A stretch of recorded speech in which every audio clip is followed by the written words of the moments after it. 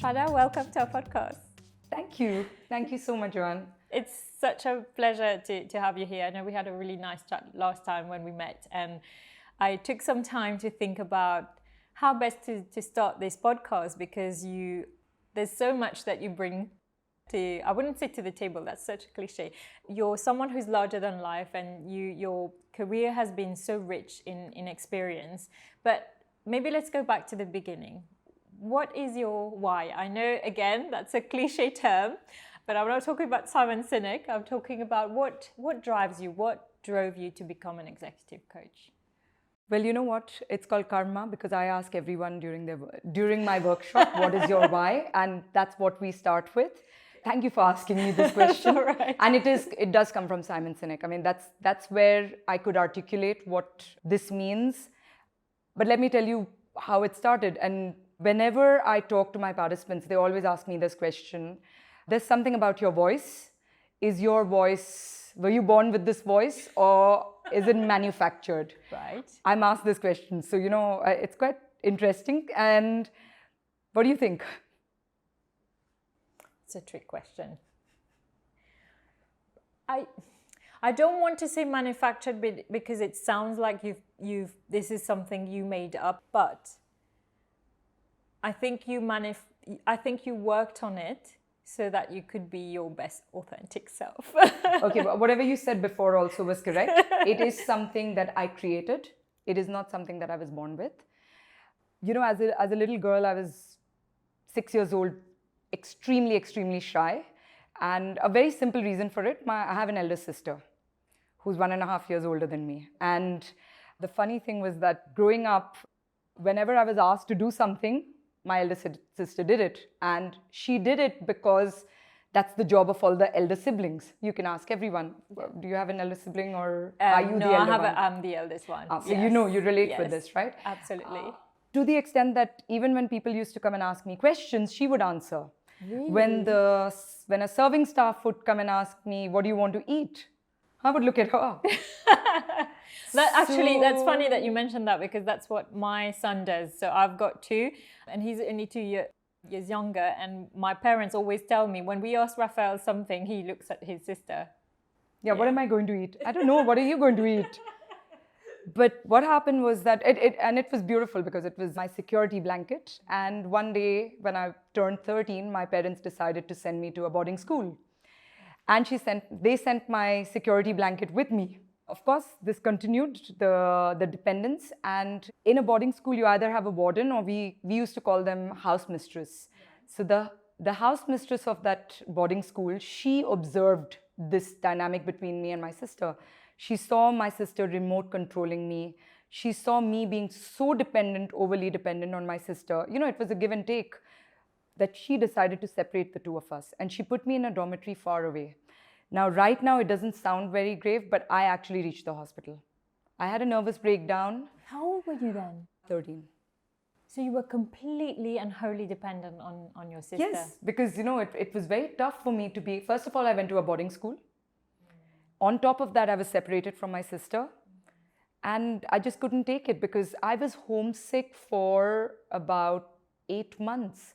I used to keep going in and out of the clinic all the time. The children in my class, they used to bully me.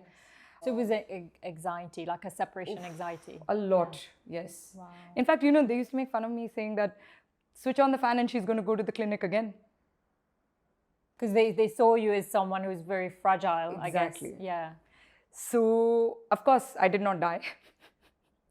So I always tell people, what doesn't kill you makes you stronger, right? And then that's how survival kicked in. And I started taking part in... So, I was in this boarding school where you had a lot of extracurricular activities and a lot of public speaking opportunities. And I started taking part in public speaking events. Like any public speaking event that came my way, I took part in it. And I actually created this voice. Which country was that? In India. So I grew up in Bahrain, but at the age of 13, when my parents decided that we're not going to stay in Bahrain, which is in the Middle East, we were sent to a boarding school in India. And was that initially to kind of build your self-confidence, that you decided to kind of face your demons, as it were? Yeah, I don't have a very clear memory of what exactly got me onto public speaking, but I know that I was taking part in everything possible, and my voice I started training my voice to an extent that I had created that as a shield. So my voice became my shield, as it protected me from whatever was happening around me, whoever was trying to bully me or pull my leg, or, whenever I felt insecure, it was my voice that protected me. Wow. But along with the voice came confidence.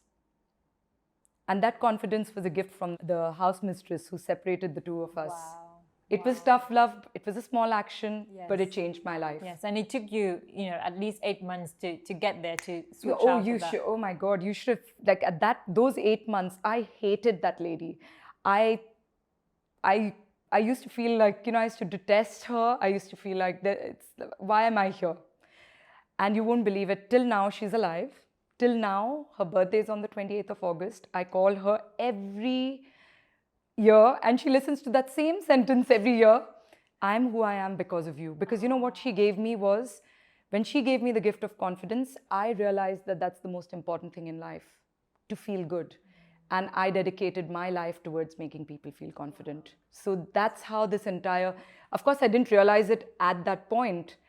But what you do is you experiment, you start working. I started as a fashion stylist. And then I realized that, no, it's not working. Something is not, like, I'm not feeling the drive. I'm not feeling, it's not meaningful what I'm doing. It seems superficial, I guess. Yes, exactly. And that's the reason I started, like, that's how I came to training. And, from styling, it went into corporate dressing, and then it went into training, and that's it. The rest is history. I'm just curious, how did your sister live through that separation? Was she okay? Was it more you dependent on her than the other way around? No, of course. It was me dependent on her. I mean, she's still there. She's based out of Seattle now. And yes, there are times there is a habit that does not, like, whenever you want to make a decision, you turn to your sister. That's still there. But what I felt that, because, when you're dependent on someone for everything, small decisions, what do you want to eat? Yeah. And you never had to think about it until you were 13 years old, basically. Wow. And that's such a powerful why as well. And did it shape the way that you kind of, when you started getting executive coaching, and you look back at the last 20 odd years, has the space evolved in terms of how you deliver your coaching? Well, the profession has evolved because it was very new at that point. I was a trainer at the age of 22. I have evolved because the other day I was conducting a leadership workshop, and one of the MDs in the workshop came and asked me, he's like, Shrada, don't you feel nervous when you're standing in front of people? And I said, yes, because before, when I was younger, I used to present to impress. And I no longer do that. I present, there is a shift that has taken place, that I present, or I train, or I coach to make a change in people, to make them feel good about themselves, to find out what is it about their jobs or their lives that is creating this unhappiness, or they're not feeling this. For me, pride, I call it awesome, because pride can have this slight negative connotation. I call it awesome. So I keep telling, you'll read it in my bio as well, where I say, I love making people feel awesome. Because I feel that if you feel great about yourself, you can break all these limitations that you create for yourself. So that's all that I have been doing. And it took a while for me to understand. You don't really, I don't think any of us had the luxury of deciding, yes, this is going to be my purpose, and this is the job that I'm going to select, and this is how. It's a trial and error, and then, it's like how Steve Jobs says, you turn around and then you can join the dots. Yeah. And then everything makes sense, because we had our corporate retreat last weekend, and one of the things that I realized after the weekend is that we were all trying to find out our purpose. And when I told them is, being a lawyer is what you do, it's not why you do. And for me, I'm not speaking on behalf of the others, but for me, it's just a channel through which you decide to live your why, because that is something that you're good at, but it doesn't define you. Sometimes you come across people who say, I am this, and this is their job. but that is not your why. Oh, no, it is not. To make people feel awesome, for example, there could be other ways of making people feel awesome as well. So if I wouldn't have stumbled upon training, I would have stumbled upon something else. Yeah. Because you would. It could be dancing. Yeah, exactly. I mean, you can go and ask all my participants. They all, I think that's what they know my sessions to be. There's a lot of fun. There's a lot of energy. I've been told that no one falls asleep in my session, which I love, because I really want, when I look at my audience now, it's because it's been 20 years of observing your audience and the reaction, and I don't even have to consciously think about it anymore. So you don't do you plan it now? I mean, you have sort of several themes that you work, and we talk about some of them, but say that you're preparing presentation skills. Is it that because you've done it so many times, you know exactly what to say and then you'll gauge off your audience? Or do you have to, every time it's a new company, you have to do the work from scratch? This is when it's important to decide what your purpose is. When you're either a teacher or a trainer, because your content usually remains the same. There are tweaks, it's customized and all that. So if your focus is people, so let's say presentation skills, I have 8 participants every time I conduct this session. So it's all about what is it that they need, and then you know your content and you just tweak it and you adapt and you customize, because if you become very rigid about what you want to train them on, then it loses you lose the point of executive coaching or connecting with your audience. Yeah. And to make the change, because for me, that's what I was telling that MD, is that my aim is now to make a change in people, to help them fill those gaps. And if I'm not going to be able to understand that during the training session or the coaching session, and I'm going to stick to my material, it's not going to make any difference to that person. So that's why there's a lot of, in fact, when we do big projects, and there are a lot of big projects that I've done already in Mauritius, where it doesn't matter whether, there are times when I'm sure the managers are like, oh, she's come in for a meeting again. I actually go and hunt them down, and I'm like, listen, give me your line managers, because I need to understand what are the gaps, because, your line manager, the person whom you report to, is the person who can really disclose what is going on at work and can support the learning. Yes. They need to be brought into so there's a lot of customization that needs to happen. Otherwise, it's of no use. Then otherwise, you can just and just read it online yourself. There's so many courses on YouTube. Why not? Sure. The fact that each and every participant feels that they are heard, the trainer or the coach is asking them questions to find out what their gaps are. Okay, whatever we found out before is all right, but the time is taken. This already makes a shift in people, because they feel cared for, they feel valued, they feel safe. And when you feel safe, you open half up. Your job is done. Yeah, you open up and you have that connection of trust with your trainer. Do they feel comfortable? Because let's say for example, you're training a small group of 8 people. Do they, in your experience, particularly in Mauritius, are they at ease to open up amongst each other? So they might open up with you, but do they feel at ease opening up in front of their colleagues? Well, that's where dancing comes into play. Tell me more about that one. Okay. I was asking a hotel that I was training recently, and I introduced the dancing concept there. This was for cultural transformation. And I asked, and people were not taking it very seriously initially, because they thought that we're just doing this for fun. Yes. Why not have fun? In fact, it is something that makes people more open. It makes them laugh. When you're open and you're ready to receive. Sure. But apart from that, what happens during dancing is, during COVID, do you remember TikTok? Those TikTok challenges became viral. Yes. What was the reason? At some point, I had people asking me, my husband was asking me, it's like, look at the hospital staff dancing, and then they say they're overworked. I started thinking about that question, and I was like, what is the reason that they're dancing? If they're tired, they should just go and sleep, right? But the truth is that, first of all, it brings your energy up. it creates bonding. That means, that sense of belonging that you have, because, when people stand up and dance, we are not professional dancers. You're not going to see perfect steps, but to stand up and to do a step that, and make people laugh, and everyone's going to laugh at each other. There's an exposed weakness. They're being vulnerable. Yeah, you lose your inhibition to all some that, extent. yes, and then they bond. That's all you do. So is it like an icebreaker, or is it an integral part of the training itself? So it's an icebreaker, it's an energizer. I don't tell them that they're going to bond, because I know what's the benefit of it. But I just tell them that I'm trying to make them stay awake and give them some kind of a fun element To do in between.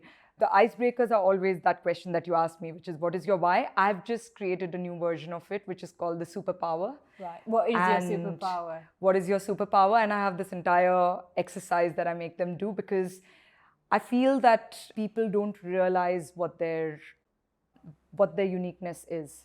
And they're constantly looking for external validation, constantly. Yes. I mean, we already have social media that is making us, damaging. it's training us to look for external validation. Yes, absolutely. That's one of the reasons why at the start of the pandemic, I told myself I'll just do a 1 month detox from Facebook. I was never really on Instagram, and I've never gone back. And it felt so liberating not looking at what other people are doing, because deep down that lives cannot be like that on a day-to-day.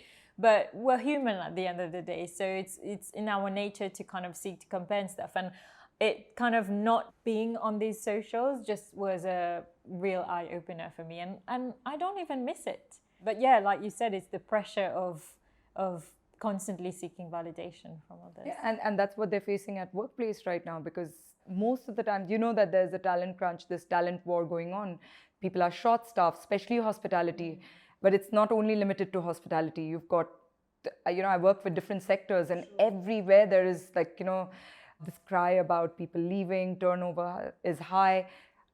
So it is because, and I have interviewed people, and I found out that, yes, it's easy to say that it's about the money, but it's not. They say we don't feel valued. Really? Yeah, because there's no recognition. And then, and we're not saying that the managers are not recognizing. It's that, you have to look at both sides, right? First of all, we're not used to recognizing so much. We can't recognize as much as that the social media platform can.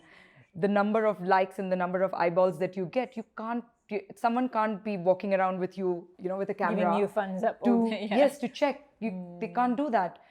But at the same time, even for the managers to kind of change their management style, or leaders to kind of really recognize what's happening, and how do we repair it? Because you can. It doesn't mean that you can't. So is the answer to kind of meet them halfway, or is the answer you do have to give them the validation that they're seeking? For me, I feel that you need to introduce self-validation. It's dopamine, right? That they're addicted to. They're pumped up on dopamine because every time you get a like, you get... Exactly. So the only counter to that is serotonin, which is contentment.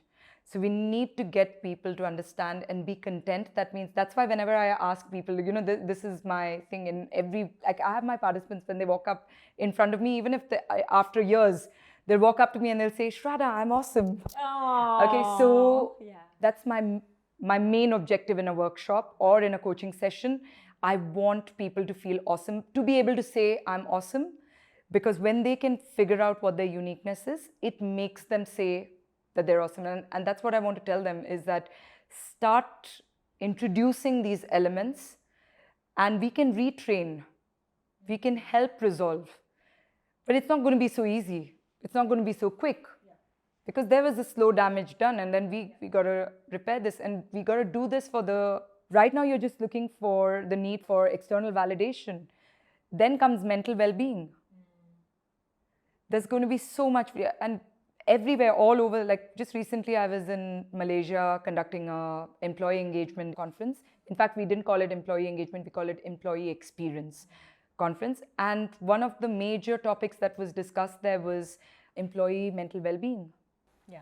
Probably it was always the case, but it's been compounded with the pandemic as well. I think we found that when a lot of people yes, people say they love working from home, but I also found it, it's not necessarily always a nice experience to be working from home, particularly if you have a family to look after, you've got your spouse sharing the same workspace as you. It can be incredibly taxing on the mental well-being. And I'm hoping things are changing in Mauritius, but for a long time, mental well-being has always been mental health has been a taboo subject. I can slowly see things changing. I don't know what, from your side, how do you feel about that, and whether employers are valuing it as much as other forms of well-being?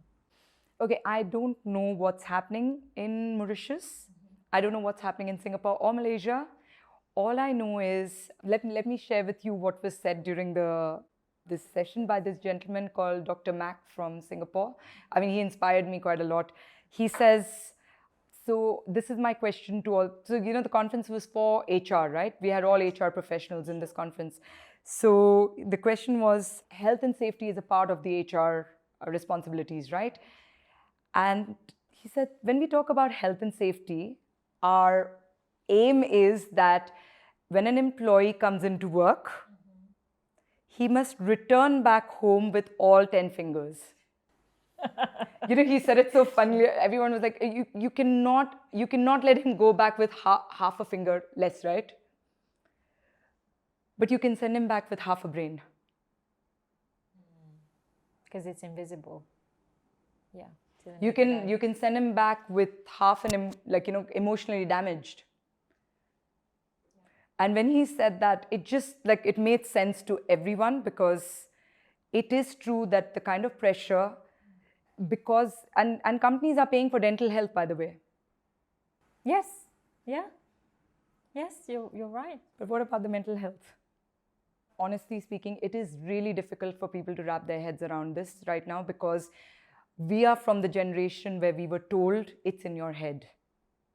You must have heard that statement before. Of course. It's in your head. Just get over it. Just move forward. Or also that kind of the older generation would say, I just got on with it, so why can't you? Exactly. But I think, until there's this paradigm shift that actually, yes, maybe at that time it made sense, no judgment there, but that doesn't mean we should carry on, doing the same thing. I mean, someone said recently on another podcast, the definition of insanity, doing the same thing over and over again and expecting a different result. I have a positive twist Spin to this. on it. It's called, if you want something you've never had, you must do something you've never done.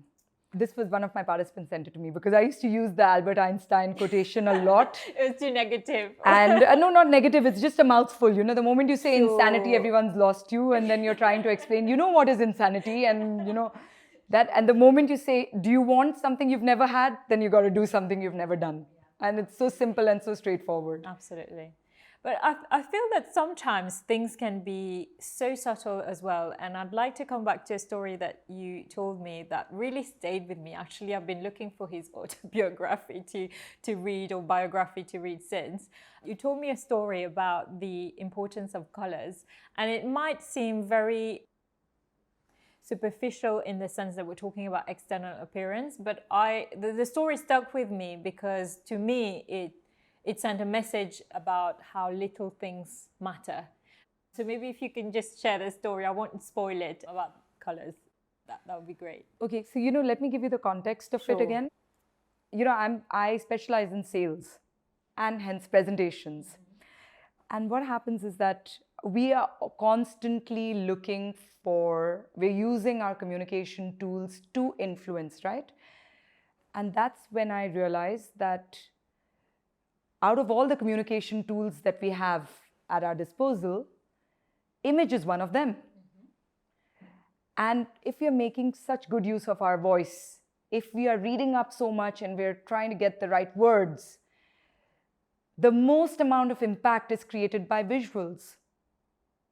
Your visual communication. Why are we not using that? There are many people who are using it. Don't get me wrong, there are people who are using it, who've got it. They're like, this is just a tool to influence, and I'm going to use it to my benefit. And there are people who are still, I wear whichever color comes my way, without even thinking that, today if you're going to have an argument with someone, and if you're wearing that color red, it might just aggravate the And it all comes from color psychology. It comes from psychology that colors have an impact on us. Yeah. That's the reason. Why don't you make the danger sign pink? I want to know. If that's right. How you do make it red, right? Because it makes your heart beat fast. Why do you wear red for Valentine's? There's so much to this. And if you can identify, and I'm not saying that, we always say with great power comes great responsibility. So if you know how to convince people, you can either influence them or manipulate them. So, but if you want to influence them, and if you really want to, I'll give you an example. Like the last time you saw me, you saw my hair was up, and my hair has been up for 20 years. 20 Actually, years. I sleep like that. You're right, because the person who recommended you to me, Kabir. Yes, that's the first thing they said. They said, she always wears her hair up. So then when you walked in just then, I was like, oh. But the thing is that I have been given feedback, and that's what you need to do. You need to constantly know what every element is doing for you. See, at the end of the day, what is your intention? What's your why? My intention is to make people feel awesome. And to do that, I want them to be able to relax and to ask me questions. Yes, when I was younger, it was important for me to put my hair up. When I'm presenting, I'm touching my hair all the time, so it's distracting, so I put it up.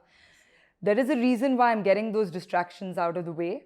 But I have received feedback where people have said that, sometimes we feel scared of you. Because you come across as too stern. Right. I have so many coaching sessions now and not training sessions.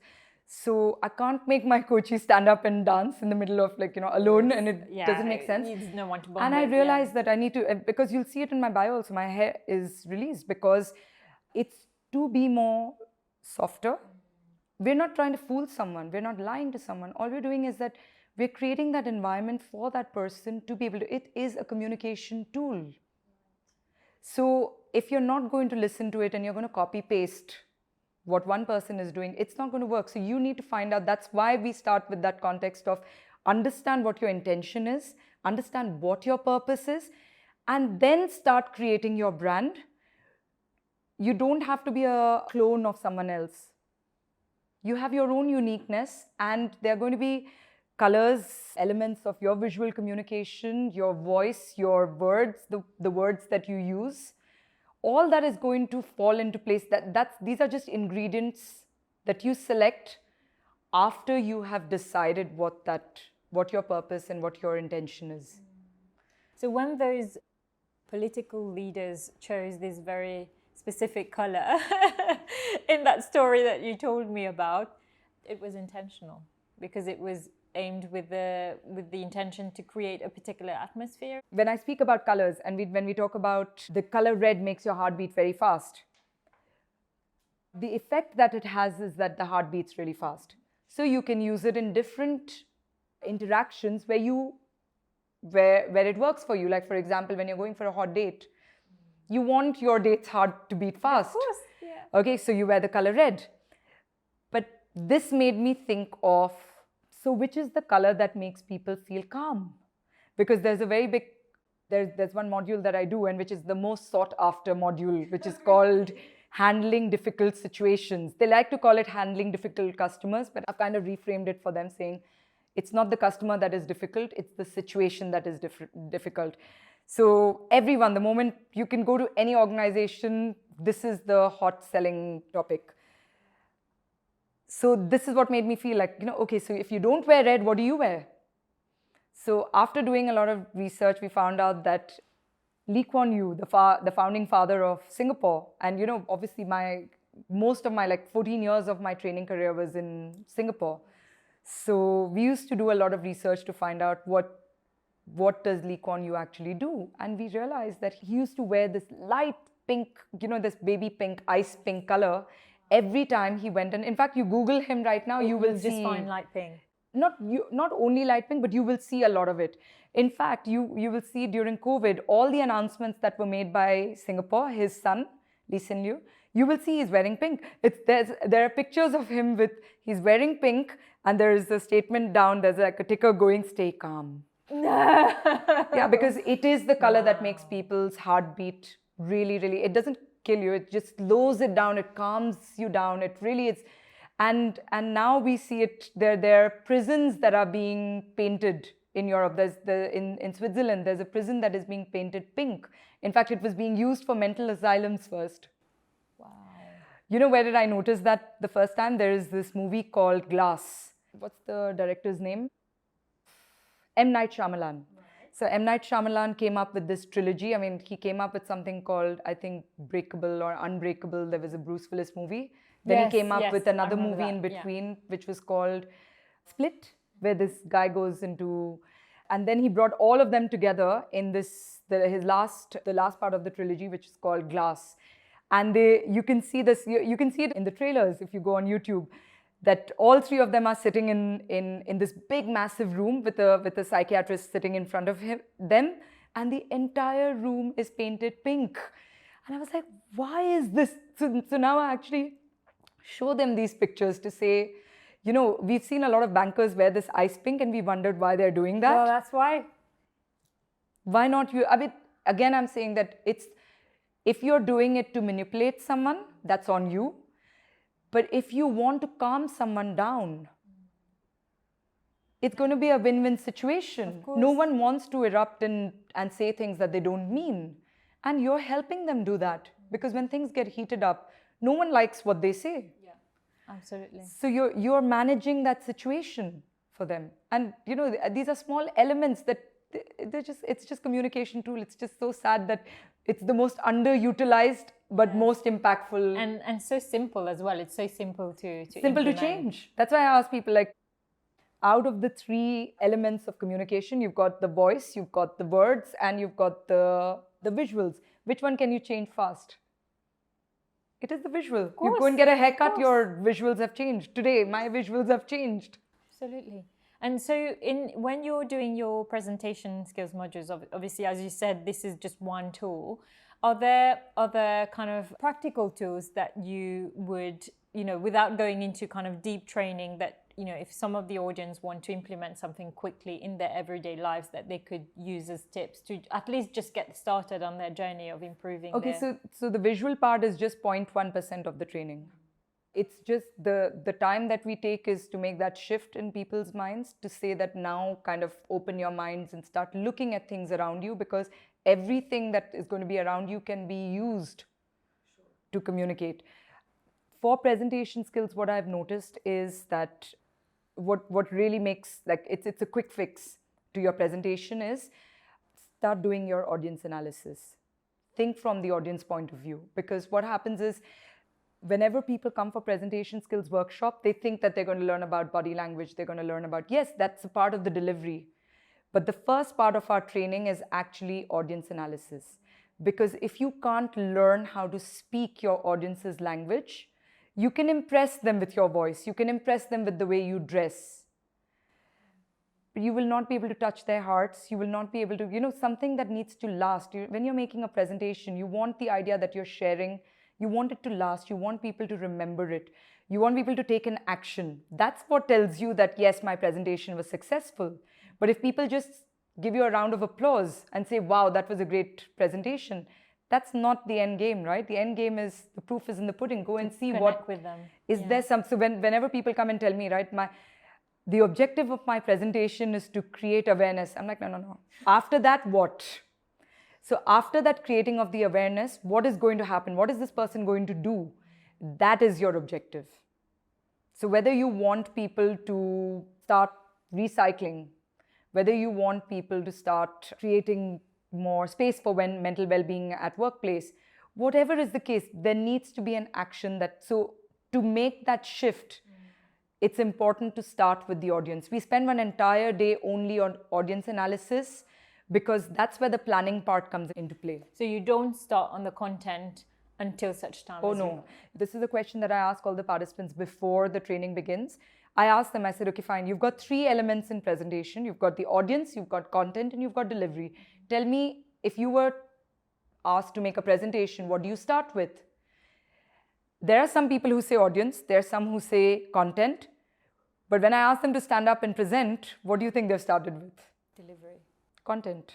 They started with content. That means they've actually, whatever they're speaking is what they thought of. They did not think of the audience at all.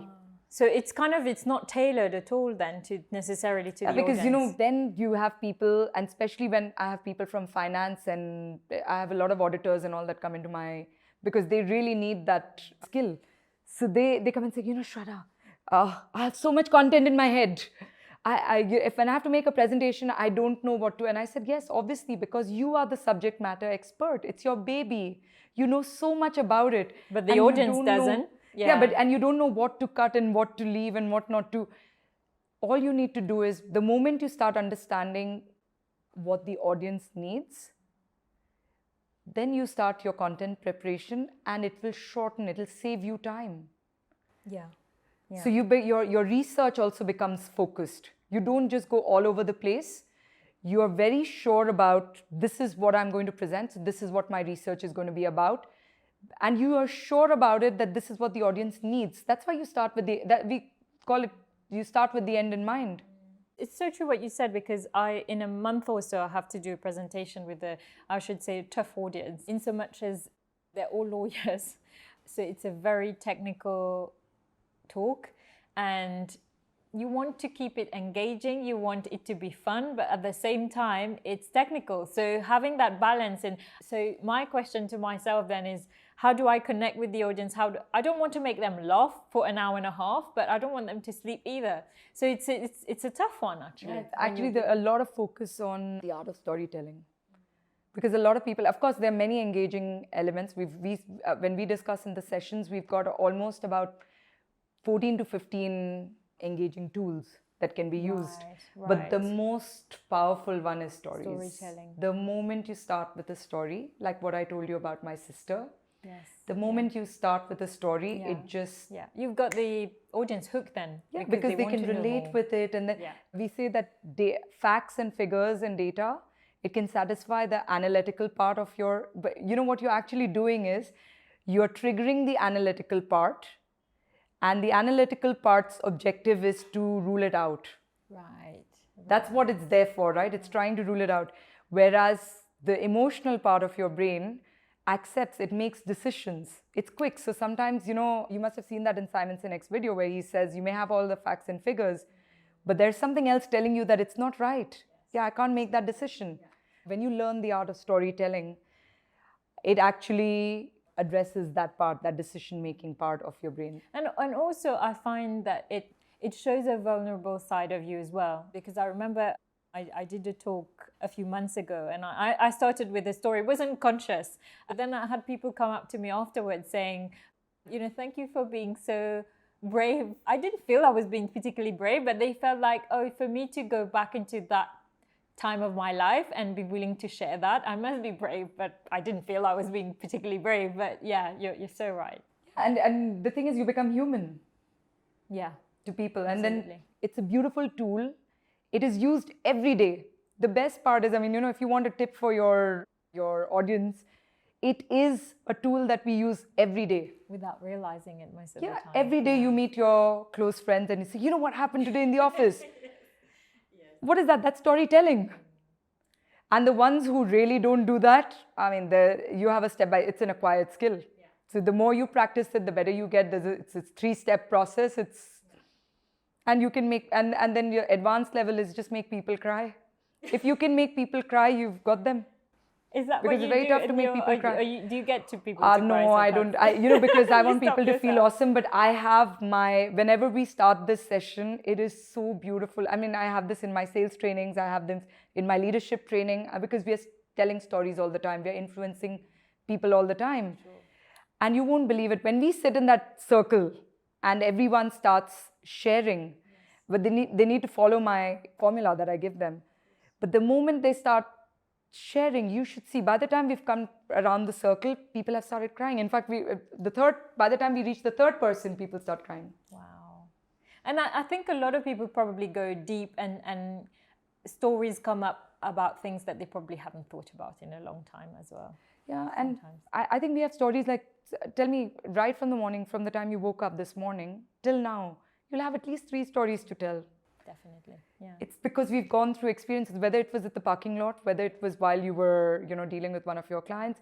All you're doing is you're taking an experience and it's experience sharing, right? You're just putting it in the storytelling format.